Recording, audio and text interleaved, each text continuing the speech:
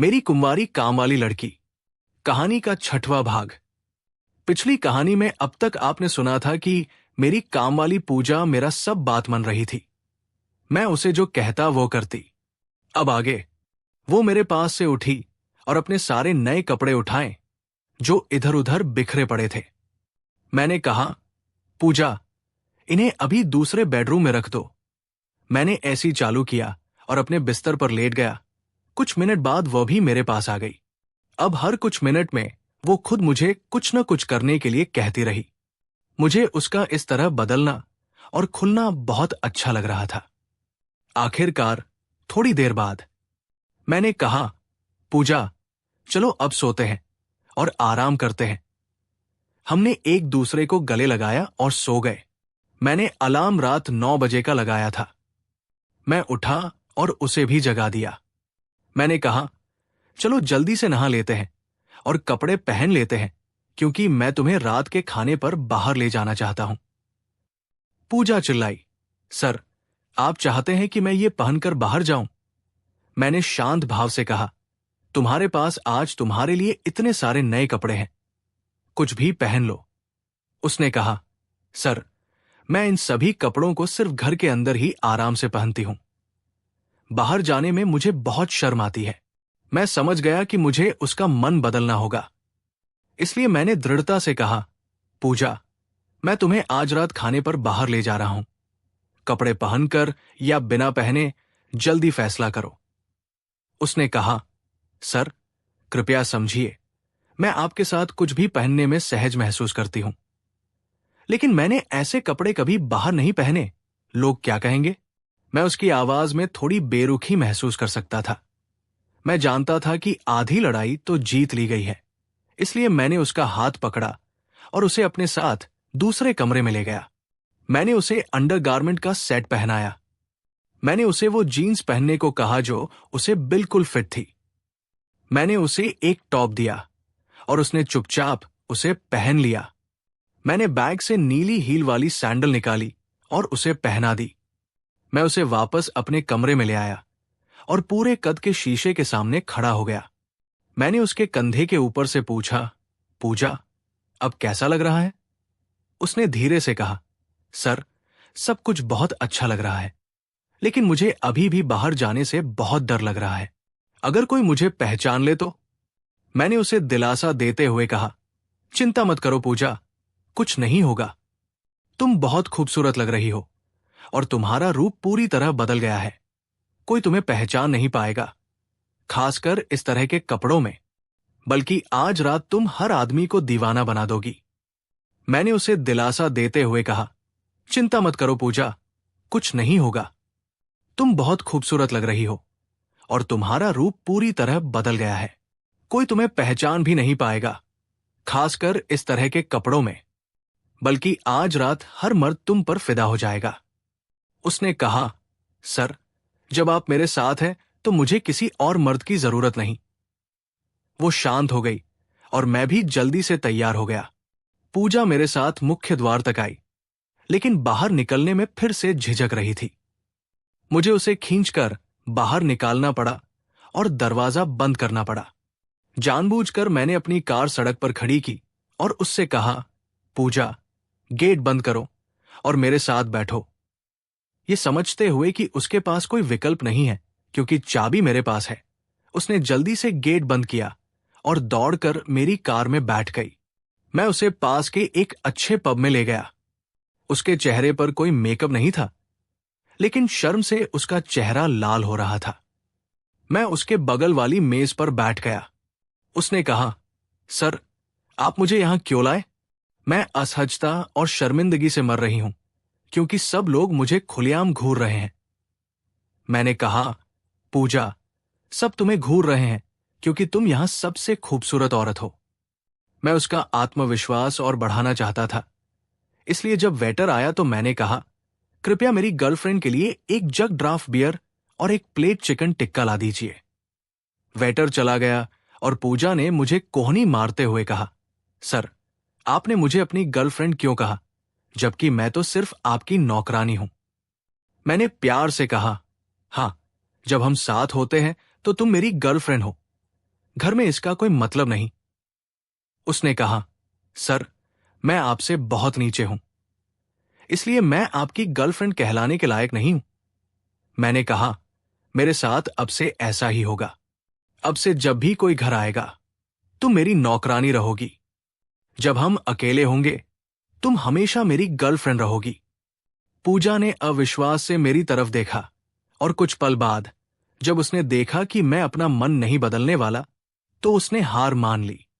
Beer परोसी गई और मैंने सिर्फ एक गिलास लिया। अपनी बियर पीते हुए और उसे भी उसी मग से एक घूंट पिलाते हुए मैंने ये सब इतनी जल्दी किया कि उसे प्रतिक्रिया देने का समय ही नहीं मिला।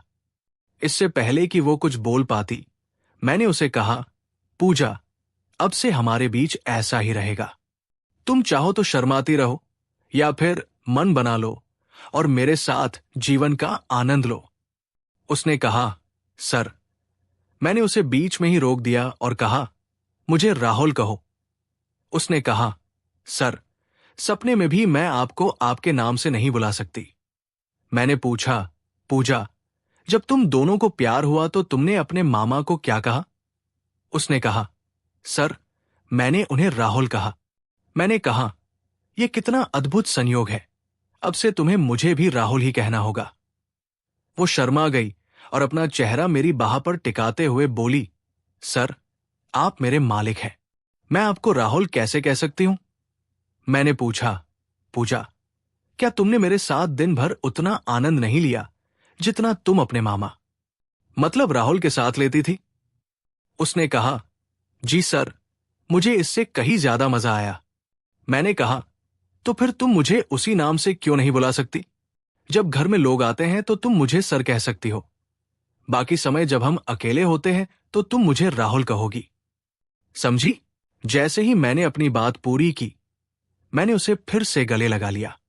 मुझे पता था कि बहुत से लोग हमें देख रहे थे, प्यार का ये खुला प्रदर्शन, लेकिन मुझे इन सब बातों की कोई परवाह नहीं थी। पूजा ने नम आंखों से फुसफुसाते हुए कहा, राहुल, तुम सबके सामने मुझे क्यों प्यार कर रहे हो? देखो, सब लोग बेशर्मी से हमें घूर रहे हैं, मुझे बहुत शर्म आ रही है। हमने अभी अभी चिकन टिक्का चखा ही था कि उसने ये कहा। वेटर ने उसकी सूजी हुई आंखें देखीं और दौड़कर आया और पूछा कि क्या चिकन टिक्का ज्यादा तीखा था, जिससे मैडम रोने लगी। मैंने कहा नहीं और उसकी तरफ मुड़ा। मैंने उसका चेहरा ऊपर उठाया, उसकी आंखों में गहराई से देखा और उसे फिर से चूम लिया। मैंने कहा, पूजा, प्लीज समझो, लोग घुरेंगे या जो चाहे करेंगे, बस परवाह मत करो और वही करो जो तुम्हें सही लगे। मैं यही हूं तुम्हारा साथ देने के लिए। पूजा ने मेरी तरफ देखा, लेकिन इस बार उसने मेरा चेहरा थाम लिया, अपनी आंखें बंद कर ली और मुझे पूरे मन से गला लगा लिया। उसके इस अचानक बदलाव को देखकर मैं फिर से खुश हो गया। मैंने मुस्कुराते हुए कहा, देखो, ये इतना मुश्किल नहीं था। अगर कोई घूरे तो उसे नजरअंदाज कर दो। वो मुस्कुराई और हां में सिर हिलाया।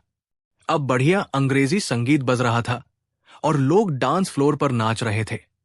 मैंने पूछा, पूजा, क्या तुम नाचना चाहती हो? वो घबरा गई और बोली, नहीं राहुल। मैंने पूछा, क्यों नहीं पूजा? उसने कहा, राहुल, मैंने पहले कभी नृत्य नहीं किया है। मैंने शांत भाव से कहा, आज हमने कई चीजें पहली बार की है, तो क्यों ना इसे भी आजमाएं। उसने डांस फ्लोर पर लोगों की तरफ देखा और बोली, मैं उनके डांस स्टेप्स की बराबरी कभी नहीं कर सकती। मैं हंस पड़ा और बोला, कौन प्रतिस्पर्धा करना चाहता है? चलो वही करते हैं जिसमें हम सहज महसूस करते हैं। उसने कहा, प्लीज नहीं, आज नहीं। मैंने सोचा कि मैंने उसे दिन भर काफी परेशान कर दिया है, इसलिए मैं मान गया। मुझे पहले से ही पता था कि समय के साथ मैं उससे वो सब कुछ करवा लूंगा जो मैं चाहता हूं। हम ड्रिंक और स्टार्टर खाते रहे और मैंने टेबल के नीचे पूजा का हाथ अपने ऊपर रख दिया। पूजा ने झट से अपना हाथ पीछे खींचते हुए कहा, क्या हुआ राहुल, तुम सबके सामने यही करना चाहते हो? मैंने कहा, हाँ पूजा, मुझे अभी बहुत अच्छा महसूस हो रही है। क्या तुम भी नहीं करना चाहती? उसने धीरे से कहा, हाँ, मैं भी उतनी ही बुरी तरह चाहती हूं, लेकिन हम सबके सामने यहां नहीं कर सकते। मैं घर वापस जाने तक इंतजार करूंगी। मैंने सोचा और कहा, मुझे 5 मिनट दो, मुझे बाथरूम जाना है। पूजा ने झट से कहा, रुको राहुल, मुझे भी जाना है। हम बाथरूम की ओर गए। वहां एक महिलाओं का बाथरूम था, एक पुरुषों का, और गलियारे के दूसरी तरफ एक दिव्यांगों के लिए बना बाथरूम था। मैंने देखा कि वो खाली था और हम दोनों जल्दी से अंदर चले गए, इससे पहले कि कोई हमें देख ले।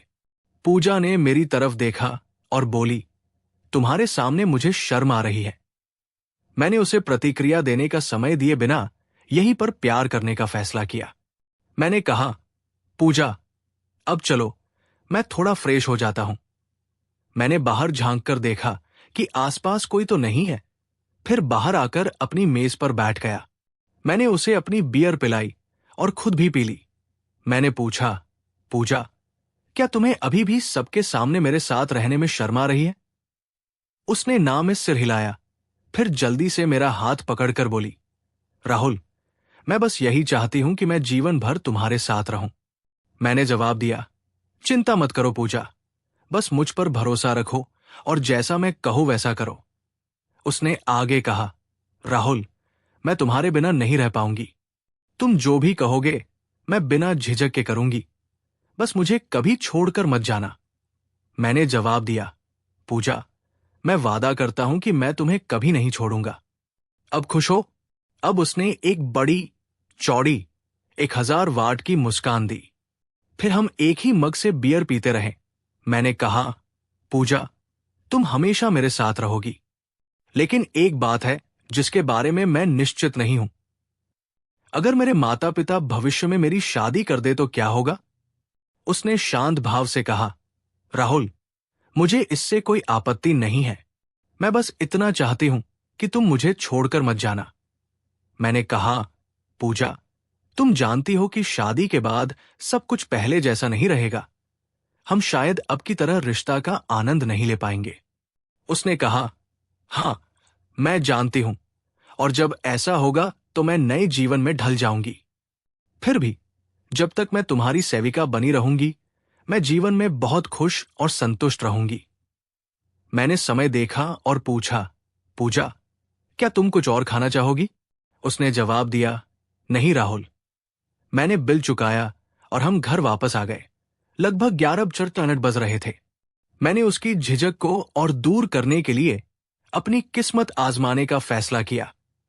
इसलिए मैंने कहा, पूजा, अब जाओ और वही टॉप और माइक्रो मिनी स्कर्ट पहन लो जो तुमने शाम को पहनी थी।